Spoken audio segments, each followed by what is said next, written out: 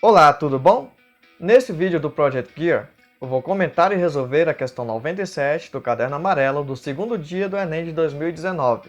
Então vamos começar?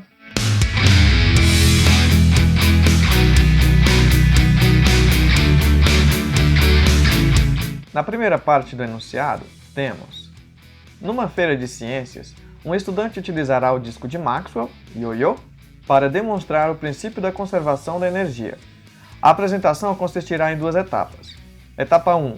A explicação de que, à medida que o disco desce, parte de sua energia potencial gravitacional é transformada em energia cinética de translação e energia cinética de rotação. Etapa 2. O cálculo da energia cinética de rotação do disco no ponto mais baixo de sua trajetória, supondo o sistema conservativo. Antes de continuar, quero dar uma dica muito valiosa. Essa dica é tão importante que eu vou ficar repetindo nos próximos vídeos sempre que houver oportunidade. Olhando por cima as questões do Enem, comecei a perceber que podemos classificá-las em três grupos. Grupo 1. Questões que testam o conhecimento do participante. Grupo 2. Questões que testam o participante em relação à habilidade de interpretar texto. Grupo 3. Questões que testam simultaneamente a habilidade de interpretar texto e o conhecimento do participante. Cada um desses grupos se dividem ainda em duas partes: questões baseadas em um único assunto, questões que apresentam correlação entre dois ou mais assuntos. Essa questão, por exemplo, faz parte do grupo de questões que testam simultaneamente a habilidade de interpretação e o conhecimento do participante sem fazer correlação com outros assuntos. Veja só, logo no início, a questão já informa o assunto abordado, no trecho em que se lê princípio da conservação da energia. Em seguida, a questão faz uma espécie de revisão, relembrando do que se trata, no trecho em que se lê: à medida que o disco desce, parte da sua energia potencial gravitacional é transformada em energia cinética de translação e energia cinética de rotação. Daí segue a leitura. Ao preparar a segunda etapa, ele considera a aceleração da gravidade igual a 10 metros por segundo ao quadrado e a velocidade linear do centro de massa do disco desprezível em comparação com a velocidade angular. Opa! Aqui houve um equívoco do autor ao tentar comparar velocidade linear com velocidade angular. É que não podemos comparar grandezas diferentes. Nesse caso, não faz sentido comparar velocidade linear com velocidade angular, da mesma forma que não faz sentido comparar a velocidade com a aceleração. Como dizia o grande mestre e professor Carlos Burlamaque, o que é maior, um cacho de banana ou uma saudade? Não faz sentido. Velocidade linear é essa velocidade que já estamos habituados. Por exemplo, em média, uma pessoa adulta caminha com velocidade de 1,5 metro por segundo em relação ao chão. Um avião comercial tem velocidade de cruzeiro igual a 900 km por hora em relação ao chão. A velocidade de translação da Terra é de 30 km por segundo em relação ao Sol, e por aí vai. Agora, velocidade angular não tem unidade de metros por segundo, de quilômetros por hora, nem de nenhuma distância dividida por tempo. Não existe dimensão espacial na velocidade angular. Em vez de espaço, se contabiliza ângulos. Por exemplo, o ponteiro dos minutos de um relógio tem velocidade angular igual a 360 graus por hora. A velocidade angular de rotação da Terra em torno do seu eixo é de 2 π radianos por dia. A velocidade angular de translação da Lua em torno da Terra é de aproximadamente 12 graus por dia. Então vamos dar outra interpretação a esse trecho da questão. Leia-se: velocidade linear do centro de massa do disco desprezível em relação à velocidade linear de qualquer ponto na borda do disco. Com esse trecho, concluímos que toda a energia potencial gravitacional se transforma em energia cinética de rotação. E quanto vale essa energia? É justamente o que a questão pede. Vejamos. Em seguida, mede a altura do topo do disco em relação ao chão no ponto mais baixo de sua trajetória, obtendo 1/3 da altura da haste do brinquedo. As especificações de tamanho do brinquedo, isto é, de comprimento, largura e altura, assim como da massa do seu disco de metal, foram encontradas pelo estudante no recorte de manual ilustrado a seguir. O resultado do cálculo da etapa 2 em Joule é: seria ideal que o participante se deparasse com esse tipo de questão já se lembrando que a energia se conserva, ou seja, se converte de uma forma em outra, e que a energia potencial gravitacional é dada pelo produto entre a massa, a gravidade e a altura. E a energia cinética de rotação? A ementa do ensino médio não exige que se aprofunde em dinâmica rotacional. Portanto, a equação da energia cinética de rotação não é ensinada, e ela nem se faz necessária aqui.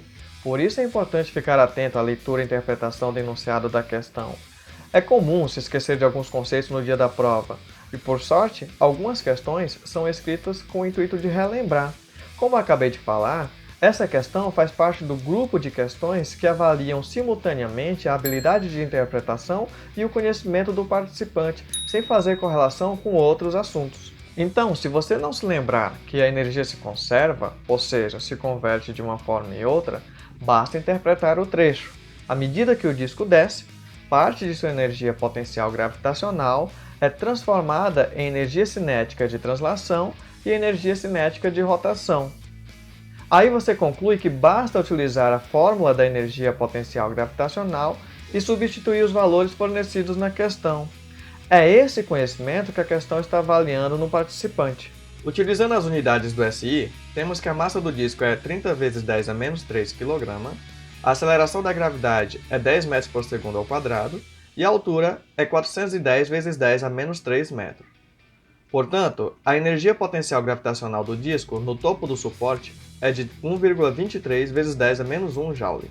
Cuidado! Não marque a alternativa C, ainda não terminamos de interpretar a questão. Veja que essa é a energia potencial em relação à base do suporte do disco de Maxwell. Mas o disco não desce até a base. Como diz no enunciado, ele desce até uma altura igual a h sobre 3. Então, nesse ponto, ainda lhe resta uma energia igual a 0,41 vezes 10 a menos 1 Joule. Isso quer dizer que a variação da energia potencial gravitacional é 8,2 vezes 10 a menos 2 Joule. Essa é a parte da energia potencial gravitacional que se converte em energia cinética de translação e de rotação. Agora veja que o enunciado afirma a velocidade linear do centro de massa do disco desprezível em comparação com a velocidade angular. E eu retifiquei, a velocidade linear do centro de massa do disco desprezível em comparação com a velocidade linear na borda do disco. Isso significa que a energia cinética de translação é uma fração irrisória em comparação com a energia cinética de rotação. E isso é verdade? Depende. Eu fiz aqui um disco de Maxwell para testar. Como eixo, utilizei um tubo de caneta de diâmetro igual a 8,9 mm e um disco de HD de diâmetro igual a 95 mm. Eu fiz uns cálculos e cheguei à fórmula para as energias cinéticas de translação e de rotação, que dependem dos diâmetros do eixo e do disco. Substituindo os valores dos diâmetros desse disco de Maxwell, encontrei que menos de 2% da energia potencial gravitacional se converte em energia cinética de translação, enquanto que a energia cinética de rotação corresponde a mais de 98% da energia potencial gravitacional convertida. Veja que a soma dessas duas energias dá 100% da energia potencial gravitacional, como deveria ser, de acordo com o princípio da conservação da energia. Então perceba que a energia cinética de translação desse disco é quase zero em comparação com a energia de rotação. Logo, concluímos que à medida que o disco desce, a energia potencial gravitacional é praticamente toda convertida em energia cinética de rotação. Assim, quando ele desce 2h sobre 3, sua energia de rotação é de 8,2 vezes 10 a menos 2 Joule. Portanto, a resposta correta é a letra B.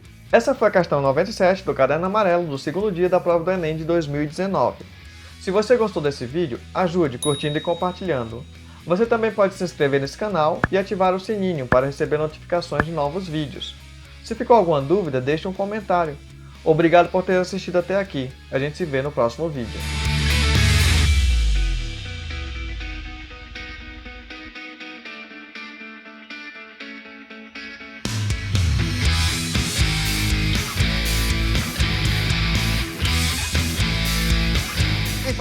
Se eu trouxer esse objeto exatamente até esse alvo de vidro, e se eu for suficientemente habilidoso para soltá-lo com velocidade nula, então ele não quebrará o vidro.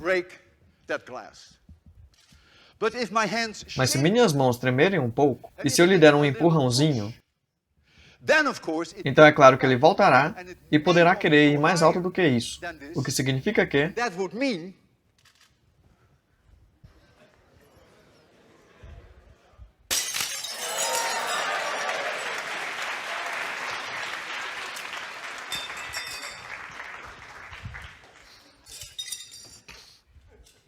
Now Agora, comes an experiment, vou fazer um experimento just emotionally the most difficult. que é emocionalmente o mais difícil para mim,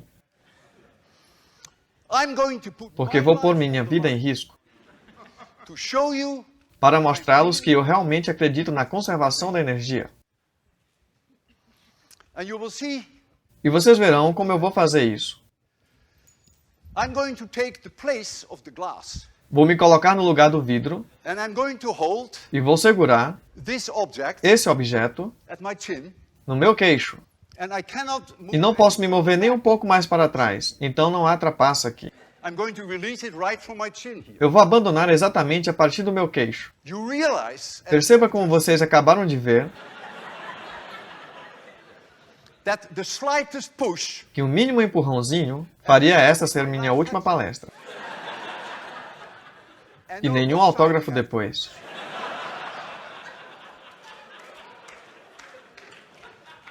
So I need your collaboration. Então eu preciso da colaboração de vocês. When I count down from Quando eu 3 to contar do 0, 3 até o 0, no noise, não chiem, no coughing, não tussam. and I would even E eu realmente apreciarei se nesses 3 segundos vocês nem would respirarem. not even breathe. And I have to tell you something. E eu preciso contar uma coisa. Nem pude dormir essa noite. I'm going to close my eyes Vou fechar meus olhos, não quero ver, and I'm going to count down from 3 to 0. e vou contar do 3 ao 0. 3, 2, 1, 0.